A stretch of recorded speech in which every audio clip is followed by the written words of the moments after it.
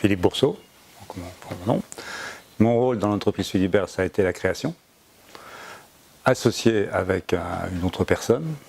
Après, on s'est dissocié assez rapidement. Voilà, et puis disons que j'ai tenu Philibert pendant de 1978 à 2011. Avec mon associé de l'époque, nous travaillions chez le même grossiste en jouets. Donc on connaissait déjà un petit peu le marché du jouet sur Strasbourg et on déplorait qu'il n'y ait pas un spécialiste. À l'époque, il y avait des grands magasins de jouets comme Very que tous les Strasbourgeois connaissent et on pensait que ce n'était pas suffisant. Et du coup, comme on travaillait ensemble, on a eu cette idée de monter une affaire ensemble sur Strasbourg. Moi, je sortais de mes études commerciales avec quelques années déjà d'expérience dans le merchandising en grande surface. Et j'avais envie effectivement d'être à mon compte.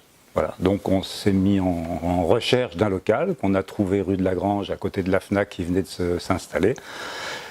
Et puis voilà, et puis on a quitté notre employeur ensemble et on a ouvert Philibert le 2 septembre ou le 5 septembre 1978. Pardon. Voilà. Alors à ses débuts, Philibert proposait de la maquette, du train électrique. On voulait se positionner comme le spécialiste en train électrique et en maquette, en modélisme statique et non pas radiocommande ou ce genre de choses, et du jeu de société. Voilà. Et puis au fil des ans, tout ça, ça a évolué, les marchés ont évolué, les opportunités se sont faites, et on a été de plus en plus vers le jeu de société, en laissant tomber progressivement la maquette et le train électrique en dernier lieu, quoi. On était dans la mouvance des années 80 où il y a eu justement la renaissance du jeu de société pour les adultes, c'est-à-dire le wargames, le jeu de rôle, le jeu de diplomatie. Tout ça, c'était le début. Et il y avait à l'époque un réseau de boutiques qui s'appelait les Relais des Cartes, assez connu parce qu'ils étaient éditeurs aussi et relais boutiques. Et disons qu'ils cadraient exactement avec la spécialisation vers laquelle on tendait, quoi.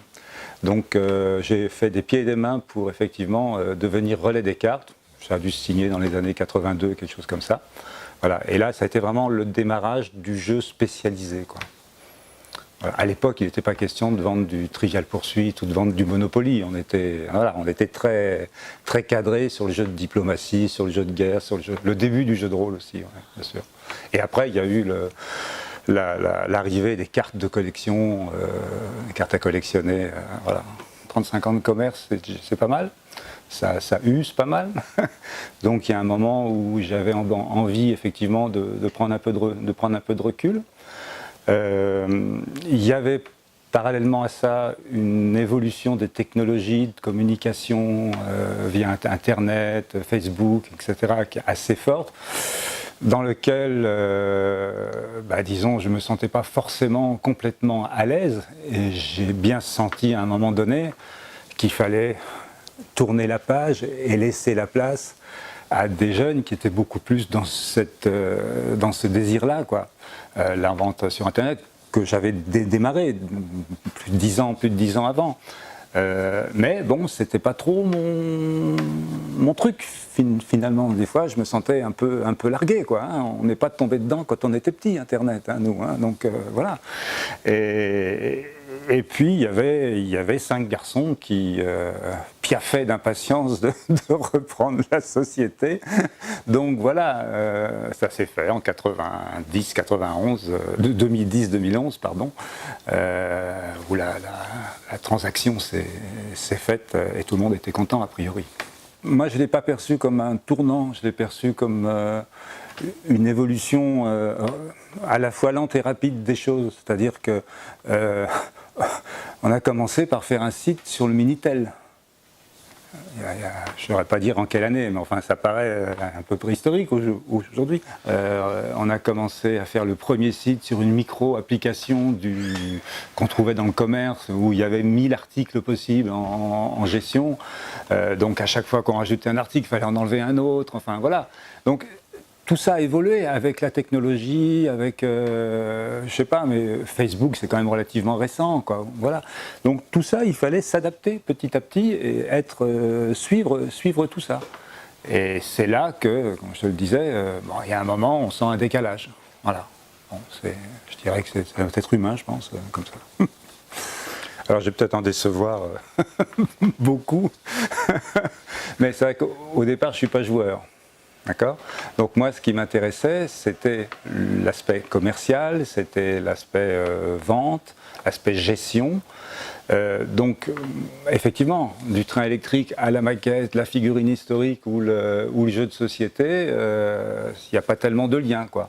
Voilà. Mais bon, bah, les opportunités se faisant, on apprend. C'est un métier, hein. Être commerçant, il faut connaître son produit, donc on apprend chaque produit, que ce soit le train électrique, la maquette ou le jeu de société, et puis ben, on s'adapte après, voilà. Mais c'est vrai que moi, au départ, j'ai participé, disons, à la création, j'ai lancé le premier club de jeux de rôle à Strasbourg, le premier club de Wargames, voilà. Donc on était dans cette mouvance-là, quoi. Même si c'est vrai qu'au départ, j'étais pas un joueur. D'accord ? Voilà. Tu es un initiateur de l'écosystème ludique à Strasbourg, tu penses ? C'est un bien grand mot, on va dire ça comme ça si tu veux.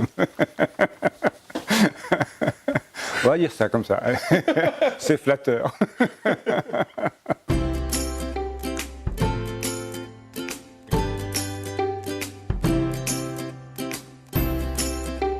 Est-ce que tu avais d'autres choses à rajouter, je sais pas, des choses dont on n'aurait pas parlé et qui te semblaient essentielles? Non, tout ce que je peux dire, c'est que je suis très fier de voir ce que Philibert est devenu aujourd'hui, et que bah, c'est même incroyable. Voilà, donc oui, je peux dire que je suis fier. Voilà, je suis content.